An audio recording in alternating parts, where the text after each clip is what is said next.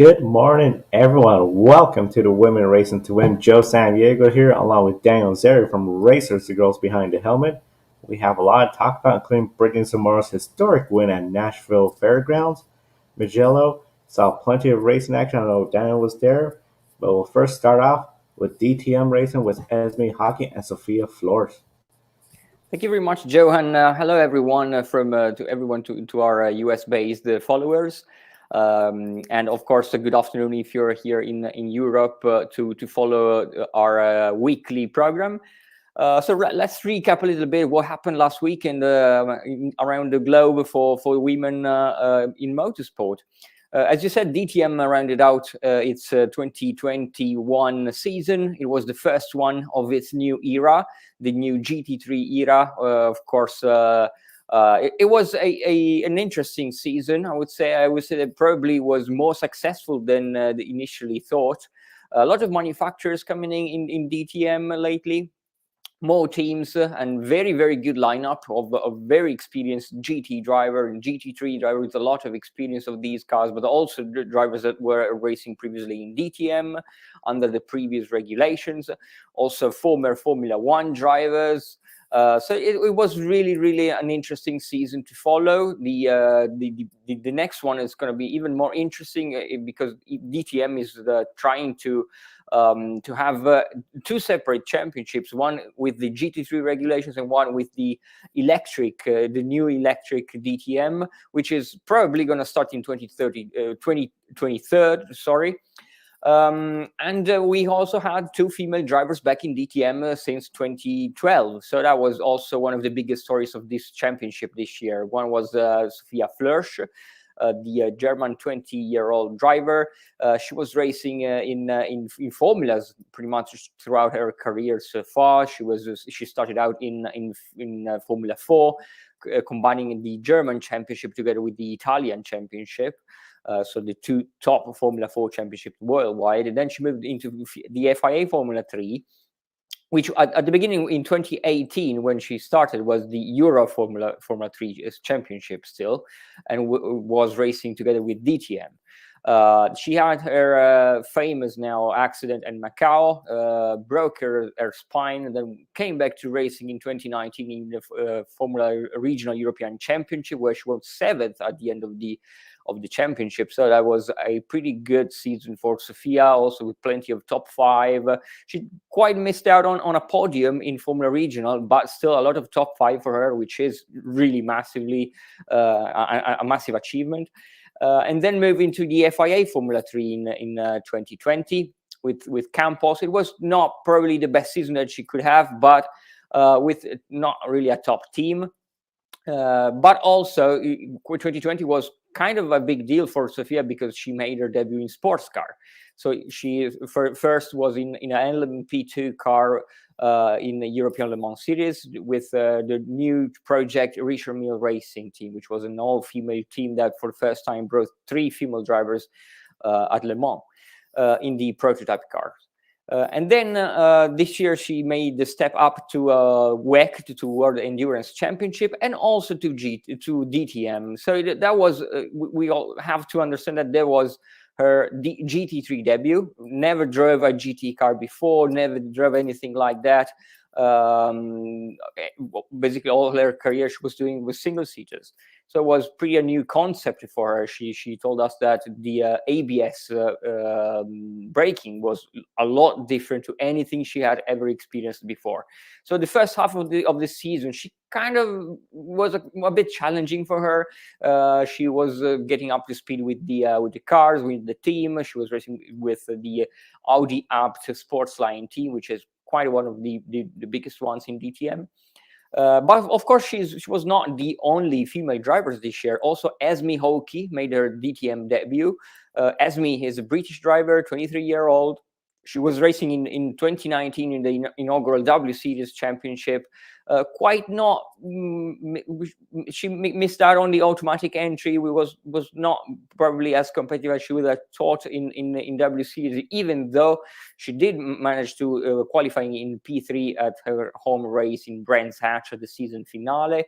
That was also her first single-seater championship, because she had also always raced in GT cars. And in 2020, she was back in GT in a Porsche 911 Cup car for the Porsche Carrera Cup GB in the UK. And she took a storming victories in most of the rounds and won the championship in Pro-Am class. It was a really, really impressive season for Esme last year. And then from there, she wanted to step up to a bigger GT3 series. And of course, the DTM came up with the new regulations. She joined DTM in the T3 Motorsports Lamborghini Huracan, even though she didn't have many test days in the Lamborghini before the start of the season. So she said that she was kind of thrown in the deep end at Monza, the season opener. Still, she had a very good season at the beginning, because she was always around the top 10, which was massive for such a competitive field. She was great in qualifying throughout the season. Great season for Resme in qualifying every time.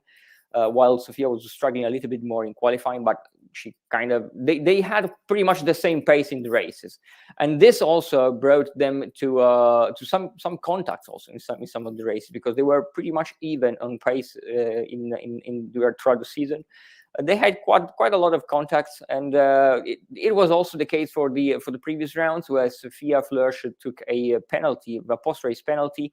Well, actually, a drop grid penalty for the season finale in Norrisring, which is not usually the season finale for DTM, because Hockenheim is traditionally the last race of the championship, but Norrisring, which is also a very traditional race for DTM, the only street circuit, was postponed after the pandemic challenges of a street circuit. And so it was an interesting season finale for both Sophia and Esme. Sophia was coming from very good second half of the season. She was in the points at Assen for the first time. With P9, great race for Sophia, really good one. Even Esme was in the points in Assen with a P11, but because of a guest driver, she did score points. And so they both scored points. They were the first women to score points after Rahel Frey in 2012 in Assen. And Sophia also had a very good race in Hockenheim, where she was P11 and very close to points again. So she was coming from a second half of the season with a lot of progress, a lot of improvements. Also, she at the beginning of the season, she was driving with the Space Drive Scheffler steering system, which is a special steering system, electronic steering system with no mechanical links between the steering and the front wheels. So that was kind of an innovation from Sophia's sponsors. But then in the second half of the season, they dropped this system. And I would say that, of course, it's a really, really interesting project, but probably was not quite ready yet for racing at this high level. And when the team dropped the system, she was really better, I would say. And in this last races in Norrisring, she had her best qualifying of the season. Even though in race one that she had 3 grid drop penalty, so kind of started from the back. But again, she was in the points. She had another P9 on Sunday and P11 on Saturday. So Sophia really ended her season on a high. Very good season for Flörsch. And Oki, on the other hand, unfortunately, she retired in both races in Norrisring. Had quite a messy race for Esme. But I'm sure that she will be back next year, stronger, with now the experience under her belt of both the Lamborghini car and the team, and also the circuits, which were pretty much new from her perspective. Also, I would like to mention the Scandinavian Touring Car Championship, STCC, last weekend, where Mikaela Olin Kotsulinski, the driver that is also racing in Extreme E, a Swedish driver, finished the second in the championship. She had scored her first victory of the season last week, which was really a good step forward for Mikaela, even though she is one of the drivers that can win races on a quite steady level. But this year she was often on the podium, but didn't manage to win a race yet. She did so last week. She did so again this weekend. in Ring Knutstorp. And with a second place in race 2, she secured the second place in the championship standings, which was her best result to date. And she made history because it was the first time that a woman finished in the top 3 in the Scandinavian Premier Championship. But also speaking about history-making racing drivers, Joe, there was, as I mentioned before, a NASCAR driver that quite made history last weekend. There was, and a big congratulations to Michaela on such an accomplishment. And definitely, when it comes to here in the United States, Brittany Zamora, a big congratulations to her as well. The 22-year-old from Kennewick, Washington, which is just about 200 miles northeast of our headquarters here in Portland, Oregon. Of course, a lot of folks remember her. In 2019, she did the ARCA Menards Series West. She finished 5th in the standings overall. Her best finish was 3rd place 2 times that year. This year, she's doing premier level late model NASCAR racing. Now, what are late models? Late models, if you go to any short track in the United States, you'll see these cars. They look very similar to a NASCAR Cup Series or Xfinity Series Cup car. However, a lot of times they come from a common supplier of the chassis. Same with the engines, crate engines. Just a matter of how they want to sell that body. And the 5/8 mile Nashville Fairgrounds Speedway, this is where she made history. This racetrack, 64 years old in the United States, in Nashville, and what's really unique, it's right in the city limits of Nashville. So a lot of people come out to this track, and the history here, it has hosted some big time events, including the NASCAR Cup Series. This is the home track of Sterling Marlin, who is a 2-time Daytona 500 Series champion, as well as his father, Cuckoo Marlin. A lot of Tennessee drivers, Darrell Waltrip, Michael Waltrip, when it comes to this racetrack, a lot of history and a lot of sentimental favorites in the field. However, Brittany Zamora from Kennewick, Washington, she has since relocated to Tennessee to help her stock car racing career, and she went out at Nashville last Saturday, led most of the race, controlled it, and took the 100-lap feature win. First time in the 64-year history of the Nashville Fairgrounds that a female driver has won the premier level late model race at that track. This is counting all the wins in the Cup Series, Xfinity trucks, and all the events at Nashville Fairgrounds. Never before had a female racer won at this track, and she did this. Just amazing. Definitely, we were seeing after her win on social media all the congratulations coming for Brittany. Huge accomplishment. A lot of folks hoping to see her in either the ARCA or even the NASCAR Xfinity Series in the near future. In the ARCA Series in 2019, she showed her potential. Since then, a couple starts here and there, but just doesn't seem to have the funding. Hopefully, this is a big boost in her career, especially if she could get recognized by the NASCAR Drive for Diversity program. It could be something that would be really monumental in her career towards the NASCAR level. Now, as I mentioned, she is residing in Tennessee, and she's completing her degree from Washington State University on their online program. 22 years old, a lot of time to get into the premier level. And just, again, a big congratulations to Brittany Zamora. We know it's been a long road to get this win. It has to be really special. And also want to give a big congratulations as well, too, to Natalie Decker. She earned a win this past weekend in the Midwest Truck Series. Definitely very excited for both racers. Natalie has been in the Xfinity Series. Again, just lacking that financial support to get a top-level ride.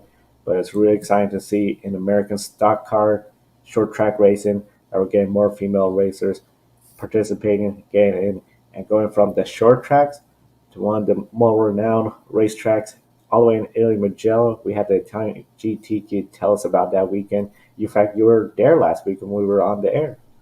Yes, I was actually. It was a pretty nice weekend actually.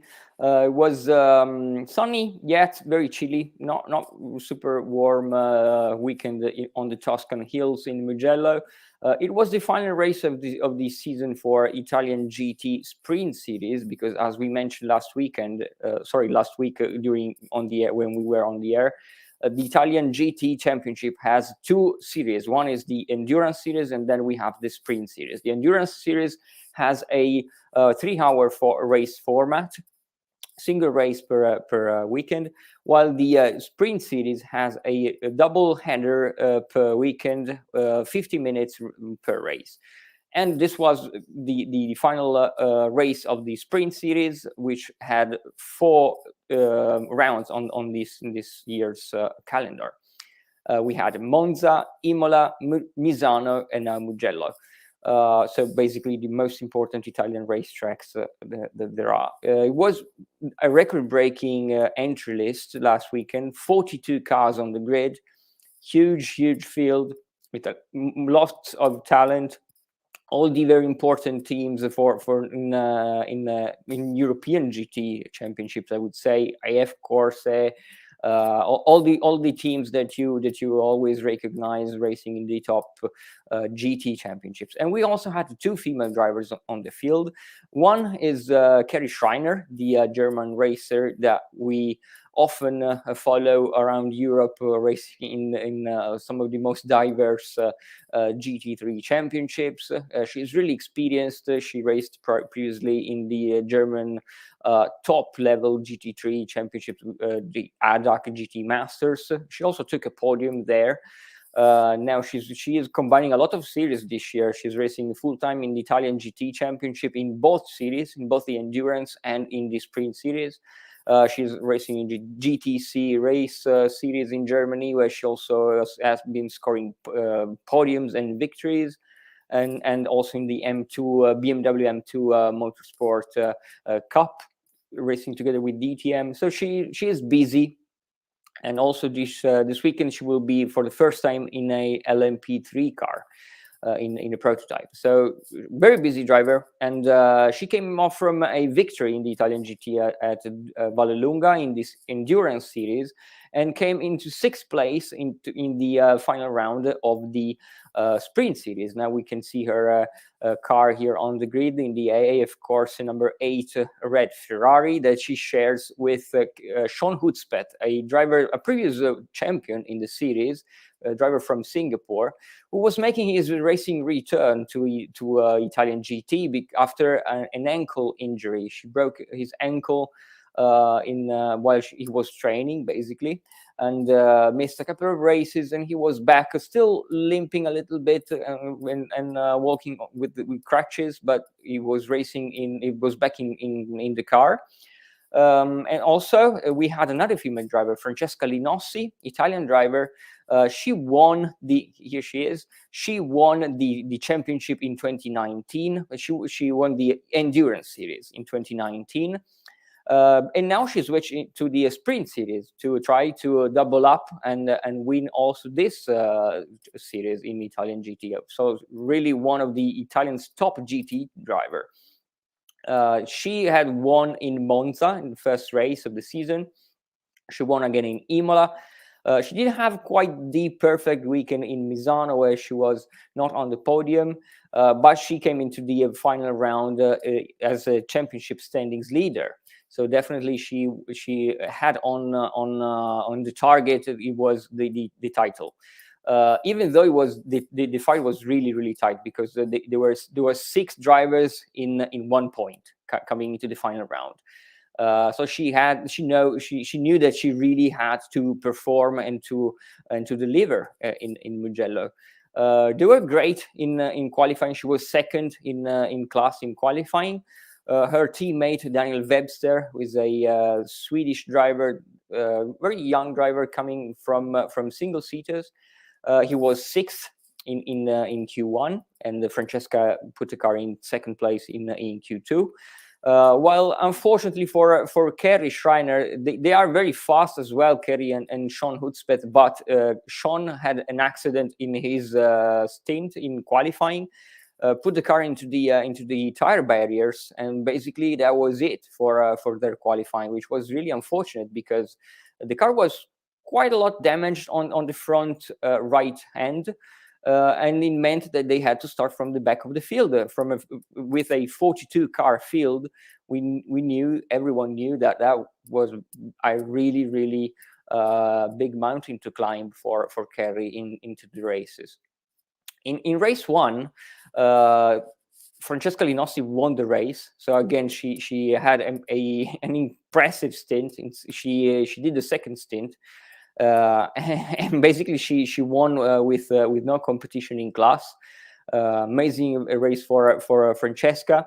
And for Kerry, she really also had a good race because they managed to climb the order and finish in P9. And again, from P42, that was not expected. Kerry had a great stint as well. In the second race on Sunday, which was really the championship decider, Francesca, we spoke with her. She said, okay, I just have to manage the race because also their main rivals had a difficult race one.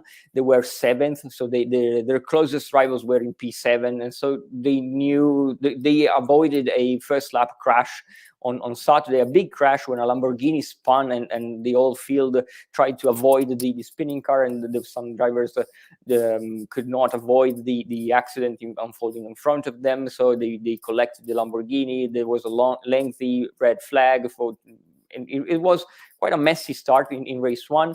Kerry also got hit from while she was trying to avoid the crash. But Francesca was a really clean race, and they knew that coming to Sunday they just had to manage the race and finish and try not to lose too many positions from the other the other rivals, and they did so. They were second. Francesca completed the first stint in P4, handed over to her teammate Daniel Webster. He was really good in the second part of the race. They finished second, and they took the championship. They made it look easy, even though it surely wasn't. But yeah, the great race for Francesca Linossi, and Kerry Schreiner had another second amazing race. They started from the back and recovered to P11. So really, I would say a positive weekend for Kerry, even though they didn't quite capitalize on what is their pace. They definitely have the pace to be on the podium or around the top 5. But considering the premises of the qualifying, still broke the car home in the top 10 in race 1 and P11 in race 2. Amazing weekend, especially to see first, second take on that championship, and a large field to go from the 40s to the top 10. That's something you see in the NASCAR Cup Series level where you have 40 drivers. So to do that, Mugello, just amazing effort. And I know we still got a lot of racing this weekend coming up. What are some of the big races you're going to be watching for? Well, definitely there's going to be Super Formula in Japan. Tatiana Calderon, the Colombian driver that we also see in the WEC with Richard Mille Racing. She missed a couple of races in Super Formula. Super Formula is the Japanese top single-seater championship with cars that are pretty close in performance with Formula One. They had a lot of downforce. So of course we were really eager to see Tatiana Calderon back in these cars, but she missed quite a couple of rounds due to the pandemic and the of course travel restrictions to Japan. It was really tough for all the European based drivers to travel to Japan. She has completed her quarantine again, and she will be racing at Twin Ring Motegi this weekend in Super Formula. So we are really excited to see Tatiana back. Also, there will be the Intercontinental GT Challenge in Indianapolis, the 8 hour of Indianapolis. That's one of the biggest races of the calendar as well. GT World Challenge America will be also on the grid. There will be also the TC America. It's a big field. And we will have 4 female drivers in that race. One is our friend Erin Vogel. Then we have Taylor Agler, who was having really an impressive season in GT3 this year. We also have Ashton Harrison, the driver that has been competing in the Lamborghini Super Trofeo North America in the last couple of years.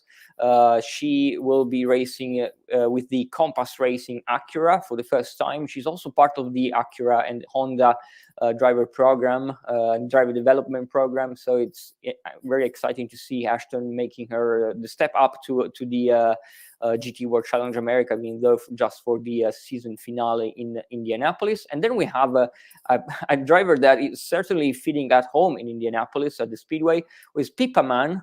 Of course, we usually see her at the Indianapolis 500.